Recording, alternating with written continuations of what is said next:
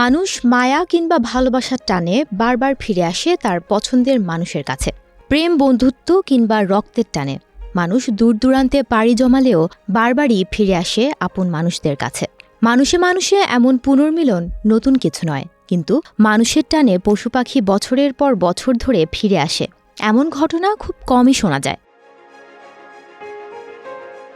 তুরস্কের উত্তর পশ্চিমে বুরসা প্রদেশের কারাকাব এলাকায় এমনই এক বিস্ময়কর ঘটনার সাক্ষী।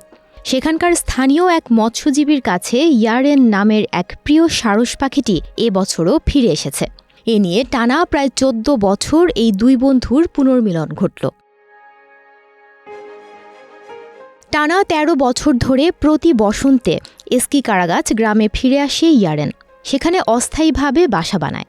এ সময় পাখিটিকে প্রায় প্রতি বছরই ৬৯ বছর বয়সী মৎস্যজীবী আদেম ইলমাজের নৌকায় দেখা যায়।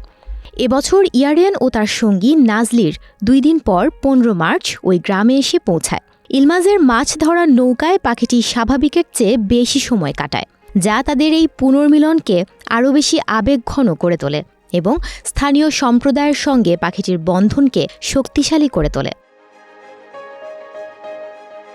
ইয়ারেনের ফিরে আসায় ইলমাজ স্বস্তি ও আনন্দের মিশ্র অনুভূতি প্রকাশ করে বলেন, ইয়ারেনের আগমনের আশায় ছিলাম আমি। আগের বছরের তুলনায় এবার একটু দেরি করে আসায় আমি অস্বস্তিতে পড়ে গিয়েছিলাম, কিন্তু অবশেষে তাকে দেখার পর আমি আনন্দে অভিভূত হয়ে পড়ছি। ইয়ারেন আমার কাছে শিশুর মতো। প্রতিদিন সকালে আমি তাকে মাছ খাওয়াই। তুরস্কের কৃষি ও বনমন্ত্রী ইব্রাহিম ইউমাকলিও ইয়ারেনের প্রত্যাবর্তন উদযাপন করেছেন। তিনি এই জুটির একটি ছবি সামাজিক যোগাযোগ মাধ্যমে শেয়ার করে বলেছেন, বসন্ত এসে গেছে এবং অপেক্ষার অবসান ঘটেছে।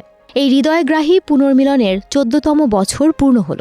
এই মৎস্যজীবী ও সারস পাখির বন্ধুত্বের অসাধারণ গল্পটি বিশ্বজুড়ে মানুষকে আকৃষ্ট করেছে।